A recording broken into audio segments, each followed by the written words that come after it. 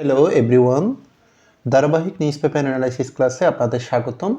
এখানে যেটা দেখতে পাচ্ছেন সেটা হচ্ছে ডেইলি স্টার পত্রিকার আজকে একটি গুরুত্বপূর্ণ এডিটোরিয়াল। আমরা এটাকে অ্যানালাইসিস করার চেষ্টা করব। এই অ্যানালাইসিস থেকে আমরা একসাথে ইংলিশের যত ধরনের স্কিলস আছে সব কিছু খুব সহজেই আমরা অ্যাচিভ করার চেষ্টা করব। ওকে, লেটস গো। এখানে যে টাইটেলটা হচ্ছে A Parliament of First and Youthful Lawmakers। এখানে যেটা বলা হচ্ছে, এখানে এ পার্লামেন্ট একটি সংসদ অফ ফার্স্ট মানে হচ্ছে যে নতুন। এখানে একটা বিষয় লক্ষ্য করেন, এখানে যেটা লক্ষ্য করবেন সেটা হচ্ছে আমরা জানি ফার্স্ট শব্দটা হচ্ছে এটা একটা অর্ডিনাল নাম্বার। অর্ডিনাল যেগুলো ফার্স্ট সেকেন্ড থার্ড এগুলোকে বলা হয় অর্ডিনাল অ্যাডজেক্টিভ, এগুলোকে বলা হয় অ্যাডজেক্টিভ। আবার যদি আমি এরকম বলি যেমন 1 2 3 এভাবে যদি স্বাভাবিক সংখ্যা বলি এগুলোকে বলা হয় কার্ডিনাল নাম্বার, মানে কার্ডিনাল অ্যাডজেক্টিভ। আবার যদি বলি সিঙ্গেল, ডাবল এগুলাকে বলা হয় মাল্টিপ্লিকেটিভ। তাহলে অ্যাডজেক্টিভের নাম্বার 3 প্রকার, একটা অর্ডিনাল, একটা হচ্ছে যে কার্ডিনাল, একটা হচ্ছে যে মাল্টিপ্লিকেটিভ। আমি ফুলটা লিখলাম না, এগুলো অ্যাডজেক্টিভ। এখন একটা বিষয় মনে রাখবেন, অ্যাডজেক্টিভ কখনো কিন্তু ফ্লোরাল হয় না। অ্যাডজেক্টিভ সর্বদা হচ্ছে কখনো ফ্লোরাল হয় না, নাউনই সর্বদা ফ্লোরাল হয়। যেহেতু এখানে ফার্স্ট ফ্লোরাল হয়ে আছে তাহলে এটা কিন্তু আর অ্যাডজেক্টিভে নাই, এটাকে অর্ডিনালও বলা যাবে না, এটা হচ্ছে যে নাউন হয়ে গিয়েছে। কারণ কোনো একটা পার্টস অফ স্পিচ যখন ফ্লোরালে দেখবেন সেটা ধরে নেবেন এটা নাউন। এখানে ফার্স্ট মানে হচ্ছে যে প্রথমজন যারা সংসদের সদস্য হয়েছেন তাদেরকে ইন্ডিকেট করে।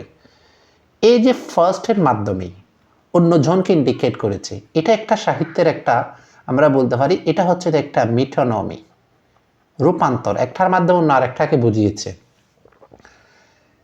অ্যান্ড ইউথফুল মানে যারা একদম তরুণ, এখানে ইউথ থেকে ইউথফুল। ফুল যুক্ত করে কোনো নাউনের পরে ফুল যুক্ত করলে সাফিক্স হিসাবে সেটা হচ্ছে যে অ্যাডজেক্টিভ। ল মেকার্স, আইন প্রণেতা। তাহলে দেখো এটা যদি নাউন হয়, নাউনের আগে কি হয়? অ্যাডজেক্টিভ হয়। এই জন্য এখানে ইউথ থেকে ইউথফুল হতে হয়েছে, নাউন থেকে এখানে অ্যাডজেক্টিভ করতে হয়েছে। আচ্ছা, তাহলে এখানে যেটা আমরা ফুল এটা কি বলি, এটা এমন একটি সংসদ যেটা হচ্ছে যে প্রথমবার এবং তরুণ আইন প্রণেতাদের একটা সংসদ। এখানে কোনো আমরা ফাইনাইট ভার্ব পাই নাই, কোনো সাবজেক্ট পাই নাই, এটা কোনো ক্লজও হচ্ছে না, এটা কোনো সেন্টেন্সও হচ্ছে না, এটা একটা ফ্রেজ বলতে পারি। তাহলে এখন প্রশ্ন হতে পারে এটাকে কি ফ্রেজ বলতে পারি? সচরাচর এটা যেহেতু একটা মানে টাইটেল, হেডলাইন, এটাকে আমরা নাউন ফ্রেজ বলতে পারি। কোনো একটি পত্রিকার হেডলাইনটা এটা নাউন ফ্রেজে লিখতে হবে। আচ্ছা, এরপরে দেখি ইন্টাগ্রিটি, সততা, এটা একটা নাউন। শব্দের পরে যদি টিউবাই থাকে সেটা নাউন হবে। অ্যান্ড রেস্ট্রেইন মানে সংযম। উইল, ডিটারমাইন, যেটা নির্ধারণ করবে। উইলটা হচ্ছে দ্য মডেল ভার্ব, এটা মডেল ভার্ব। ডিটারমাইন এটা হচ্ছে দ্য ভার্বের বেস ফর্ম, কারণ এটা একটা অক্সিলিয়ারি ভার্ব, মডেল ভার্বের পরে পরবর্তী ভার্বটা সবসময় B0 বেস ফর্ম হবে, এটা মাথায় রাখবেন। নির্ধারণ করবে, সাকসেস, সফলতা নির্ধারণ করবে। তাহলে এই যে সংসদটা গঠন করলো সেটার সফলতা নির্ধারণ হবে সততা এবং সংযম, এটা সফলতা নির্ভর করবে। এখানে এই যে এটা হচ্ছে একটা ফাইনাইট ভার্ব, খেয়াল করেন। তাহলে এখানে ইন্টাগ্রিটি, রেস্ট্রেন্ট, এটা হচ্ছে একটা সাবজেক্ট যেহেতু একাধিক ওয়ার্ডই আছে আমরা বলতে পারি এটা হচ্ছে একটা নাউন ফ্রেজ। সাবজেক্ট এখানে এটা একটা নাউন ফ্রেজ। তাহলে একটা ফাইনাইট ভার্ব, একটা সাবজেক্ট, আমরা বলতে পারি এটা হচ্ছে একটা সিম্পল সেন্টেন্স। এখান থেকে আমরা কতগুলো বিষয় জানতে পারি, সেটা কি? যেমন ইন্টাগ্রিটি, এটা একটা আনকাউন্টেবল অ্যাবস্ট্রাক্ট নাউন, এটা একটা অ্যাবস্ট্রাক্ট নাউন, অর্থাৎ যে নাউন দ্বারা গুণের নাম, দোষের নাম বোঝাবে, অবস্থার নাম বোঝাবে, এটাকে বলা হয়। যেমন ইন্টাগ্রেটেড থেকে ইন্টাগ্রিটি, অ্যাডজেক্টিভ থেকে নাউন, এগুলোকে বলা হয় অ্যাবস্ট্রাক্ট নাউন। এটাও কিন্তু অ্যাবস্ট্রাক্ট নাউন। এবং এখানে আরেকটা কথা শিখতে পারেন, এই যে অ্যান, এটা হচ্ছে একটা কনজাংশন, কোঅর্ডিনেটিং কনজাংশন, দুইটা ক্লজকে যুক্ত করে, মানে ক্লজকে, কিন্তু এখানে দুইটা নাউনকে যুক্ত করেছে। তাহলে বোঝা যাচ্ছে যে অ্যান শুধু ক্লজকে যুক্ত করবে না, এটা ফ্রেজকেও যুক্ত পারে, কনজাংশন ওয়ার্ডকেও যুক্ত করতে পারে। এখানে দুইটা ওয়ার্ডকে যুক্ত করেছে, আবার দুইটা ওয়ার্ডও নাউন। এটা একটা প্যারালাল স্ট্রাকচার বলতে পারেন, অর্থাৎ অ্যান্ডের আগে যে অ্যান্ডার পরেও কিন্তু তা। আর এখানে ডিটারমাইন, এটা নাউন, এটার অ্যাডজেক্টিভ নাউন হচ্ছে যে ডিটারমিনেশন, এটার অ্যাডজেক্টিভ হচ্ছে ডিটারমিনেশন। তাহলে সংযুক্ত করে নাউন করলাম। যেমন সাকসেস, সাকসেস এটা নাউন, এটার ভার্ব হচ্ছে যে সাকসিড, সাকসিড। এটার অ্যাডজেক্টিভ হচ্ছে যে সাকসেসফুল, সাকসেসফুল। আবার এটার যদি আমি এলওয়া যুক্ত করি অ্যাডজেক্টিভের পরে, তাহলে সাকসেসফুল এটা অ্যাডভার্ব। এই যে আমি ওয়ার্ড ফরমেশনগুলো কেন দেখাইলাম, যেমন ডিটারমাইন, এটা একটা ট্রানজিটিভ ভার্ব, ট্রানজিটিভ ভার্বের পরে কি হয়, অবজেক্ট হয়, অবজেক্ট কি হয়, নাউনই হয়। তাহলে এখান থেকে কি আমি কোনটা বেছে নিব, নাউনটা বেছে নিয়েছি। ওয়ার্ড ফরমেশন যখন জানা হবে, একটা বাক্যকে পার্টস অফ স্পিচের বিন্যাস অনুসারে নিজের ইচ্ছা মতো সেন্টেন্সটা গঠন করা খুব ইজি হয়। এই জন্য ওয়ার্ড ফরমেশনটা খুবই গুরুত্বপূর্ণ। আমি আলাদাভাবে ওয়ার্ড ফরমেশনটা আলাদা করে কিন্তু এটাকে গুরুত্ব আরোপ করার চেষ্টা করি। আচ্ছা, এখন আমরা এটার জাস্ট হেডলাইনটা পড়লাম, এটার সাবটাইটেলটা পড়লাম, একটু আমরা ভিতরে কি আছে একটু দেখি প্রিয় শিক্ষার্থী। আমরা প্রথম প্যারাটা একটু দেখব। প্রথম প্যারার মধ্যে এখানে বলা হচ্ছে, প্রথম প্যারার মধ্যে the incoming of 13th parliament promises renewal. খেয়াল করেন, এই যে প্রমিসেস এখানে কিন্তু মেইন ভার্ব, যেটা প্রতিশ্রুতি দেওয়া, প্রমিসেস ভার্বের সিঙ্গুলার ফর্ম, ভার্বের শেষে এসবার যুক্ত হলে বা সেটা ভার্বের সিঙ্গুলার ফর্ম। এটা যদি ভার্ব হয়, ফাইনাইট ভার্ব বা এটা মেইন ভার্ব, তাহলে এই যে দ্য ইনকামিং, ইনকামিং 13 পার্লামেন্ট, আসন্ন, এই যেটা হচ্ছে একটা ভার্বের প্রেজেন্ট পার্টিসিপাল ফর্ম, আলাদা করি। এবং এতটুক পর্যন্ত দ্য ইনকামিং অফ 13 পার্লামেন্ট, এখন যেটা সংসদ গঠন হয়েছে এবারে সরকার, সেটা হচ্ছে 13তম সংসদ। এই 13 এটাও একটা অর্ডিনাল নাম্বার। এই ফুলটা এটা হচ্ছে একটা ফ্রেজ, এটা একটা নাউন ফ্রেজ। তাহলে সাবজেক্ট পেয়েছি, নাউন ফ্রেজ পেয়েছি। এটা কি প্রতিশ্রুতি দেয়, নবায়নের প্রতিশ্রুতি দেয়, নতুন কিছুর প্রতিশ্রুতি দেয়। তাহলে দেখো শব্দটা কিভাবে যদি বিশ্লেষণ করে, যেমন নিউ অ্যাডজেক্টিভ, এটা একটা অ্যাডজেক্টিভ। এবং রিনিউ, রিনিউ মানে শব্দের আগে রি প্রেফিক্স হিসাবে যুক্ত হলে সেটা কিন্তু ভার্ব হয়ে যায়, এটা এখন ভার্ব হয়ে গিয়েছে, মানে নতুনায়ন করা, নবায়ন করা। আবার রিনিউর পরে যখন এল যুক্ত হবে, ভার্বের পরে এল যুক্ত হলে তখন এটা আবার নাউন হয়ে গিয়েছে। তাহলে এটা কেন নাউন হয়ে গিয়েছে, এটার একটা লজিক আছে। এই যে এটা হচ্ছে একটা ট্রানজিটিভ ভার্ব, এটা যেহেতু ট্রানজিটিভ ভার্ব, ট্রানজিটিভ ভার্বের পরে কি আমি অবজেক্ট হবে, অবজেক্ট কি হয়, নাউন হয়, এই জন্য এটাকে নাউনে কনভার্ট করেছে। তাহলে একটা সাবজেক্ট, একটা ফাইনাইট ভার্ব, সো এটা একটা সিম্পল সেন্টেন্স। তাহলে এখানে কি বলা হচ্ছে, আসন্ন 13তম মানে সংসদ যে নবায়নের প্রতিশ্রুতি দেয়, এভাবে বলা হচ্ছে।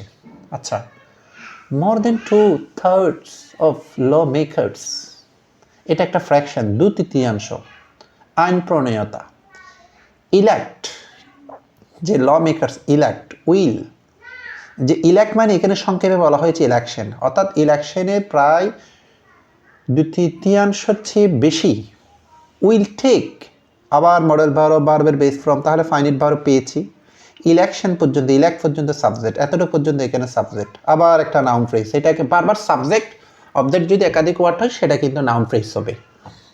আচ্ছা, take their seats, seats plural কেন, এই যে সিট ভার্ব, এটা নাউন হচ্ছে যে সিট, সিটস ভার্ব থেকে নাউন, তাদের আসন গ্রহণ করবে ফর দ্য ফার্স্ট টাইম, প্রথমবারের মতো প্রায় 2/3 চেয়ে বেশি আইন প্রণেতা তাদের মানে আসন গ্রহণ করবে, এখানে বলা হচ্ছে। এখানে যে ফার্স্ট আমি বলেছিলাম অর্ডিনাল নাম্বার, এখানে এখন কিন্তু আবার এটা অ্যাডজেক্টিভ হিসেবে ইউজ করা হয়েছে, কারণ টাইম এখানে নাউন। তাহলে এই যে দেখো অর্ডিনাল নাম্বারের আগে এখানে একটা আর্টিকেল হয়েছে, আর্টিকেল দা হয়েছে, দ্য ফার্স্ট টাইম। অর্ডিনাল নাম্বারের আগে, অ্যাডজেক্টিভের অর্ডিনাল নাম্বারের আগে পরবর্তী যদি নাউন থাকে অবশ্যই এখানে আর্টিকেল হবে, এটা মাথায় রাখতে হবে। এরপরে দেখেন দ্য কান্ট্রি উইল সি, আবার মডেল ভার্ব বা ভার্বের বেস ফর্ম। দেশটি, দ্য কান্ট্রি, এখানে দি কেন হয়েছে? কারণ এটা বাংলাদেশের কথা ইন্ডিকেট করেছে। কোনো একটা নাউনকে যদি পরবর্তীতে পুনরায় উল্লেখ করা হয়, নাউনটা মনে করেন এখানে বাংলাদেশ, এটার পরিপূরক যদি আরেকটা নাউন ইউজ করা হয় বুঝে নিতে হবে দ্বিতীয়বার এটা নির্দিষ্ট হলে সেখানে আর্টিকেল বি হবে। এই আর্টিকেল বি এর ব্যবহার হচ্ছে যে, এই কথাটা মনে রাখলে আর্টিকেল বি এর ব্যবহারটা নিখুঁতভাবে ইউজ করতে পারবেন।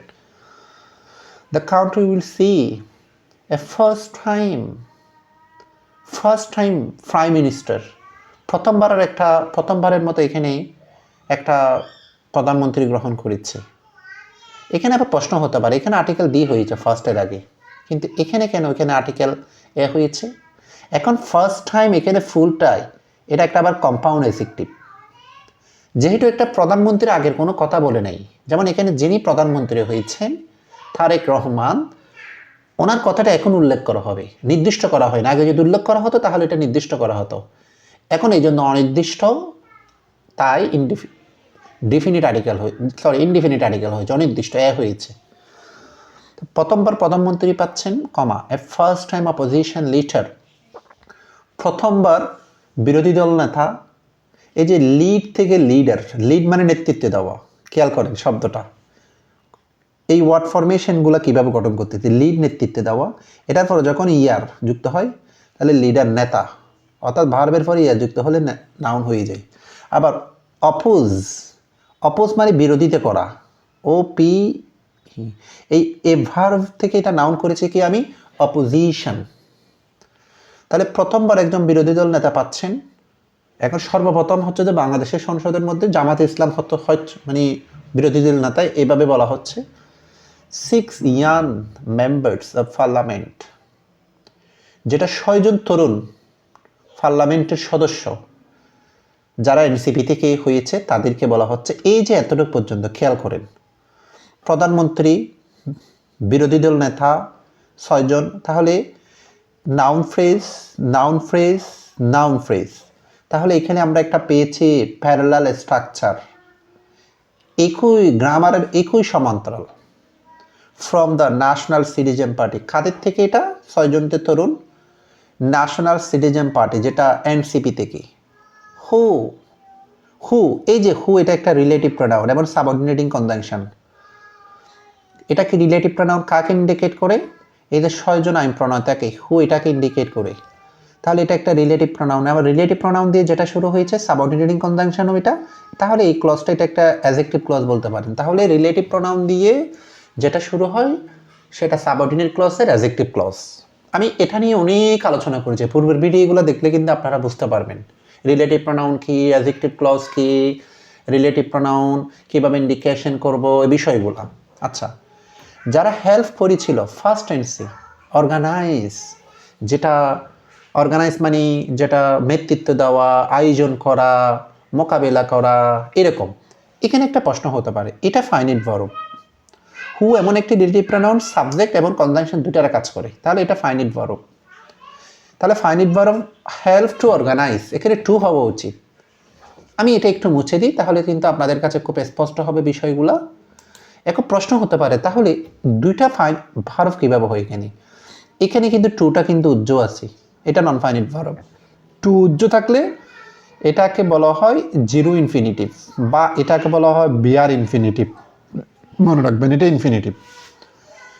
দ্য 2024 জুলাই আপরাইজিং, যে জুলাইয়ে অভ্যুত্থান যারা নেতৃত্ব দিয়েছিল। এই যে আপরাইজিং মানে অভ্যুত্থান, এটা সিনোনিম আমি বলতে পারি আপসার্চ, খুব অসাধারণ একটা ওয়ার্ড বলতে পারি আপসার্চ। এটাকে আমি বলতে পারি হচ্ছে মুভমেন্ট, আন্দোলন। এটাকে আমি বলতে পারি একটা সার্চ মানে ঢেউও বোঝায় বা আন্দোলনও বোঝায়, সিনোনিম। তাহলে এই যে সেন্টেন্সটা এখান থেকে শুরু হয়েছে এতটুকু পর্যন্ত, এটা হচ্ছে একটা প্রিন্সিপাল ক্লজ, সাবঅর্ডিনেট ক্লজ, এটা হচ্ছে একটা সাবঅর্ডিনেট ক্লজ। সো বলতে পারি একটা প্রিন্সিপাল ক্লজ, একটা সাবঅর্ডিনেট ক্লজ, এটা হচ্ছে একটা কমপ্লেক্স সেন্টেন্স। এটা হচ্ছে না আমাদের, এটা একটা কমপ্লেক্স সেন্টেন্স। এরপর ওটা দেখেন, 8 parties, 8টি দল ফ্লোরাল উইল বি রিপ্রেজেন্টেন্স, প্রতিনিধিত্ব করা হয়েছে, মানে 8টি দল, এনসিপি, বিএনপি, জামাত ইসলাম, হেপা, এরকম আরও 8টি দল। এটা প্যাসিভ সেন্টেন্স, রিপ্রেজেন্টেড, প্রতিনিধিত্ব করা হয়েছে। প্যাসিভ সেন্টেন্স হলে মডেল ভার্বের পরে বি হবে এবং পরবর্তীতে ভার্বের ফি ফ্রম। তাহলে 8টি দল ইলেকশনে প্রতিনিধিত্ব করা হয়েছে। এটা একটা principal clause. An coordinating conjunction. তাহলে কোঅর্ডিনেটিং কনজাংশন আগে একটা প্রিন্সিপাল ক্লজ, আরেকটা প্রিন্সিপাল ক্লজ শুরু হচ্ছে। 5 পার্টিসিপস, 5টি দলের প্রধান উইল এন্টার, এটা আবার একটিভ, তারা প্রবেশ করবে, তারা যাবে। দ্য হাউসে মানে পার্লামেন্ট হাউসে যাবে। As a first time MPs, এমপিটা ফ্লোরাল কেন? এখানে কোনো শব্দের পরে যদি এসটা যদি থাকে ছোটলাতের সংক্ষেপ ফর্মের আগে, এটা ফ্লোরাল, কারণ এখানে 5 জন, অর্থাৎ 5টি দলের প্রধান তারা কিন্তু প্রথম পার্লামেন্ট অফ মেম্বার হিসেবে হাউসে যাবে।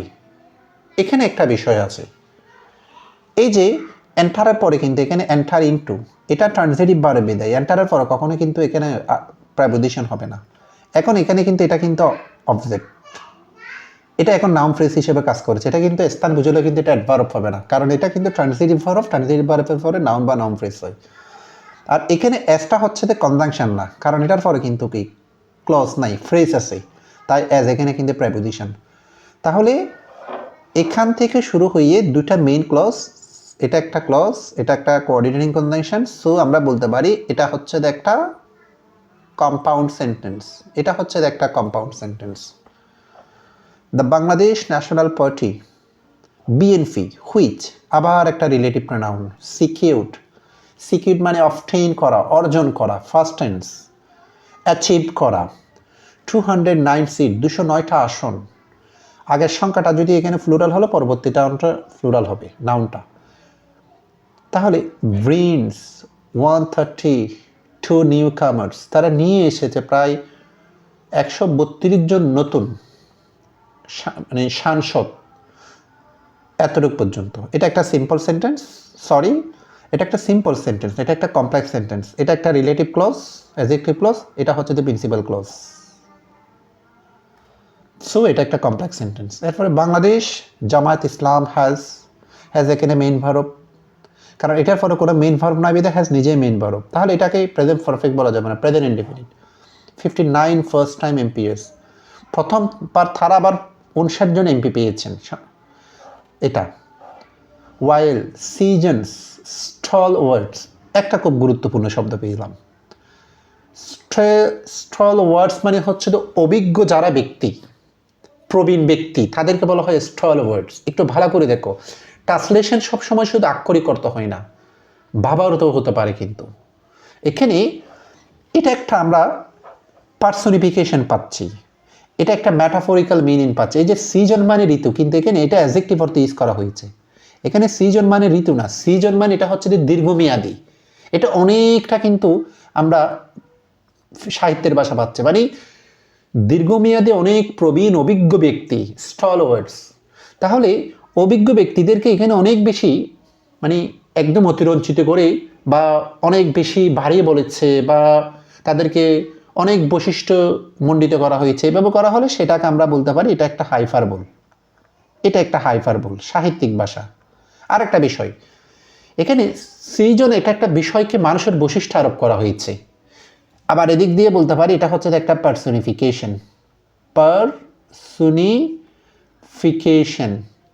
আবার এটা একটা ম্যাটাফোর হতে পারে যদি গভীরভাবে বিবেচনা করেন। কিভাবে?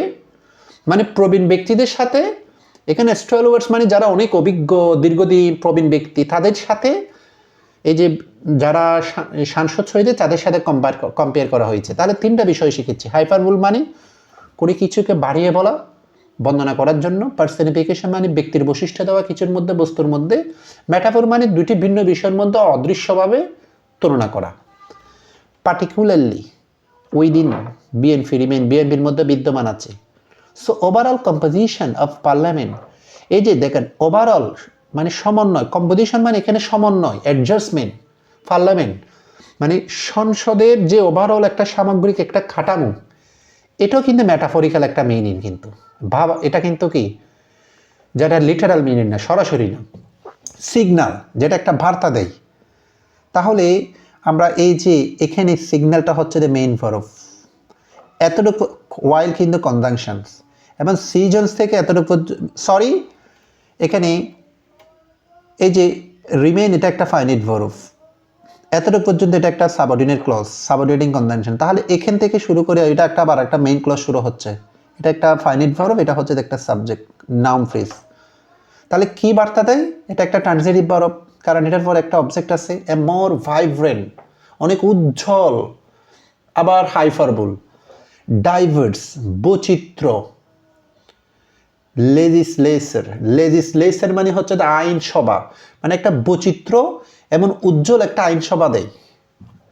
ভ্যাক্ট, first participle, non finite verb, যেটা ব্যাক মানে এখানে পিছনে না, ব্যাক মানে সমর্থন দেওয়া, বাই অ্যান একটিক অপোজিশন, এখানে কিন্তু একটা খুব কর্মঠ, একটা একটিক, একটা বিরোধী দলও কিন্তু এখানে সমর্থন দিচ্ছে।